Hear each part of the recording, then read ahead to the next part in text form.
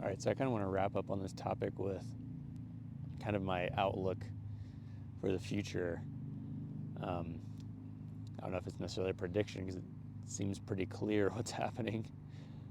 But I kind of went through my 3 reasons previously that have really motivated me to take a new look on my politics and my thoughts about voting for Trump. And there's no other way to say that. I just fully on regret it now. And I want to make clear too that these videos aren't about saying, oh, I think the Democratic Party is going to come save us, right? And trying to motivate people to just come out and vote for Democrats. I think that could stymie what's happening. If Kamala Harris was president right now, obviously we wouldn't be seeing what we're seeing with ICE, but we'd still be seeing what we're seeing with Epstein. We wouldn't be seeing the motivation to steal elections, but we would still have a country that's sold out to big business and billionaires and that is motivated to bail them out and help them over people, right? I mean, the Democrat Party is a party of small incremental change, right? And we're just past that point now, from what I can see. I mean, the structures and foundation of this country and of the entire world order are crumbling before our eyes. The time for incremental changes around the edges is over. The time for fundamental, foundational change is here. And we have to move away from an authoritarian solution to that change, right? And I think that's what a lot of people were hoping for with Trump, the strong man argument. And that's just fallen apart in every way because everything he's doing is not good for anyone except for the wealthy and the billionaire class and the Epstein class, his friends. So when I kind of look towards the future, what I see is a Republican Party that is just openly authoritarian now. There's just no question even about that. So if we look at the future of the Republican Party and the conservative movement in this country, it's splintering right now, but the splintering is moving in an even more concerning direction, right? So you have MAGA and America First. So the only critique of Trump happening within conservatism is that he's not authoritarian enough, that he's not racist enough, that he's not pushing for Christian nationalism enough. There is no critique that has any real power in the conservative movement in the Republican Party that we've gone way too far, right? And so that's what I'm hoping to do, honestly, with these videos, is to bring that part of the discussion to light to more people, because we do need a critique that actually has a moral outlook to it, right? That's what I kind of view myself as, helping folks that are like myself, that may have voted for Trump, may have been lifelong Republicans and conservatives. How do we motivate them to not go the Nick Fuentes route if you're going to critique Trump, right? That we should just become more fascist, more authoritarian, more white nationalist, more Christian nationalist, however you want to phrase it, because that's essentially the line of argument that exists right now at any scale, is the America First Nick Fuentes argument that he hasn't gone far enough. There's a lot of power behind that argument. Obviously, they'll never come out and admit it on the face of it and say that they're America First, at least not yet. Heck, maybe that will happen in the future. But the Peter Thiels, Elon Musks, J.D. Vance, they're all fans of Curtis Yarvin and these kind of Silicon Valley authoritarian figures who believe that the world should be run like a corporation and that democracy is an utter failure. and their outlook is, there's no other word for it than techno-feudalism, techno-fascism, where we will just continue the trend of more and more power, influence, and wealth being in the hands of fewer and fewer people.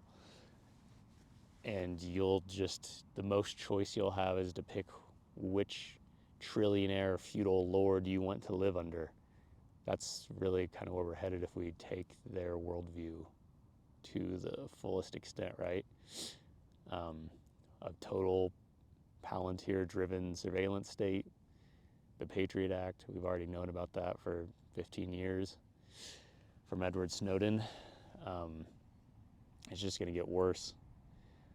And so what is an alternate future that we could build, right? And I think about myself, my own family, and what I want to see, and what's changed me to motivate me to make these videos and to take and accept my share of the blame for the current situation, but also acknowledge that what the reality is, it's here now, and how we need to change,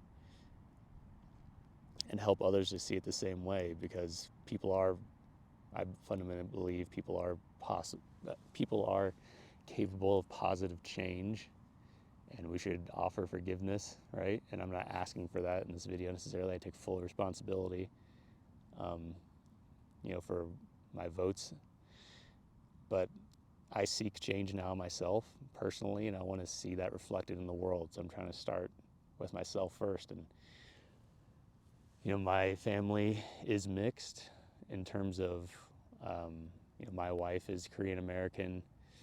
I have two nephews who are African American and Latin American. And even though my family's been traditionally white, conservative, rural, we've completely embraced them with open arms, and it's been beautiful to see. And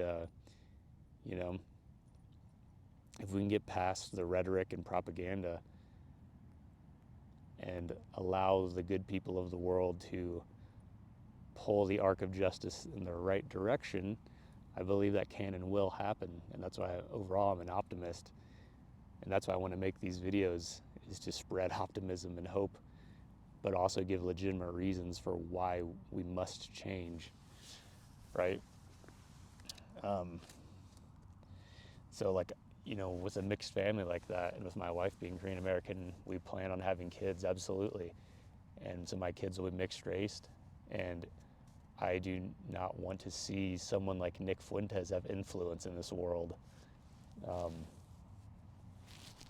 And people who follow him have political power, knowing that my kids will grow up in that world, right? I mean, he's openly a neo-Nazi, essentially, openly racist, everything he says.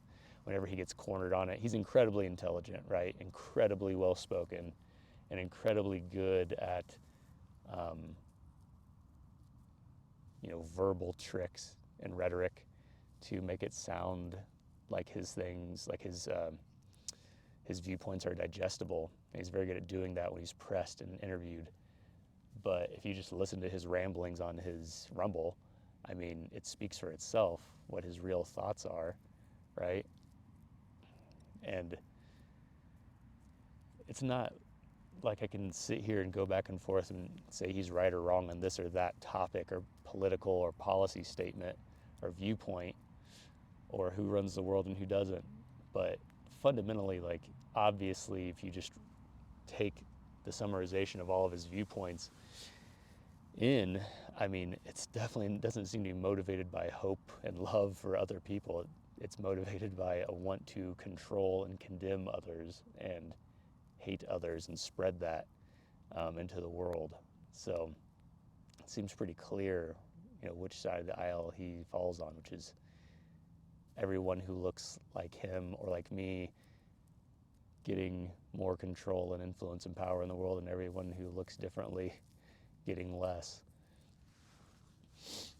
And if you are a good person with a soul, you should not abide by that by any means, because good and bad people come from every cross-section of humanity. from every ethnic group, every race group, every nationality, every religion. I would say class, but it seems more and more like the more wealth and influence and power you concentrate into a person's hands, the more terrible of a person they become. So I don't know if I can say that with full confidence now, especially given what we've seen with the Epstein files. So that's the truth, is that, the current right-wing administration and Republican Party and right-wing paradigm in this country is openly authoritarian at the minimum, and then the next biggest block of people with influence in that group are openly Christian nationalist, white supremacist, right? So the two options are not great, and we need to pull the pendulum back in the other direction.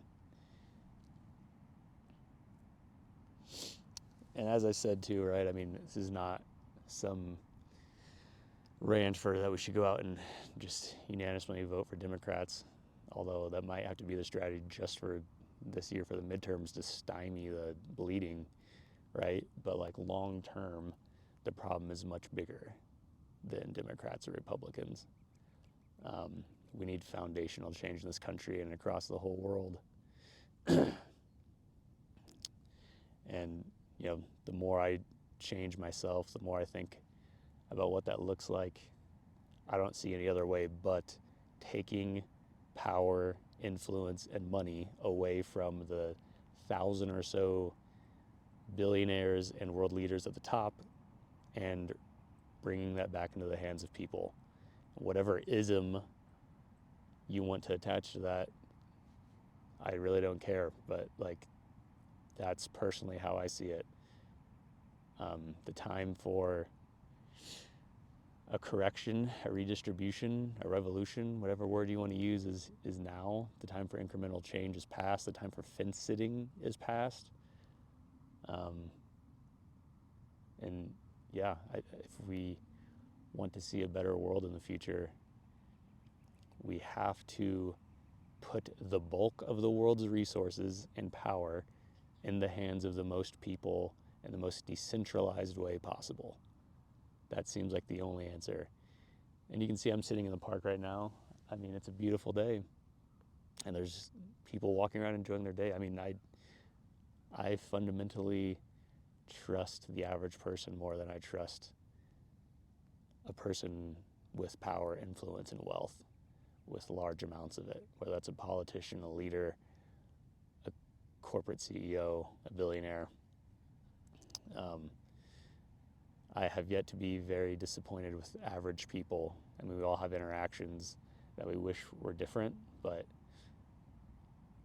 over the long term, the more open you are and willing to actually acknowledge the humanity of another person and have open, constructive dialogue with them, the more you realize that they're good people. And so we should trust them and give them more influence and power over their own life, by any means necessary. I'll put a caveat on that, because I do believe that violence is kind of the big hump we have to get over. We have to break the cycle of trauma that keeps people scared and fearful of others. And war is the single largest driver of that trauma, right? So this must happen through peaceful means at scale, right? I mean, spots of violence will happen. That's just inevitable when things like these occur, but it doesn't have to be large scale, and we can simply build parallel structures, parallel systems that keep money and power and influence in the hands of the many by reconsidering what we buy, where we buy it from, where we spend our time, what we give our attention to in this world. And that's really kind of the main topic of this, is consider how we can go into the future with a better outlook. Yeah, really, that's what this message is for folks like myself, who are questioning what they're seeing and may have voted for Trump, voted for this, and feeling regret and shame over it as I am, and looking for a better solution that's not just diving deeper down the authoritarian, nationalistic rabbit hole of America first. We have to start building a critique from the other side. And so that's who this message is for, is people interested in that. And I want to start with myself, and I'm trying to in my own ways, and those will probably be topics for other videos. Thanks.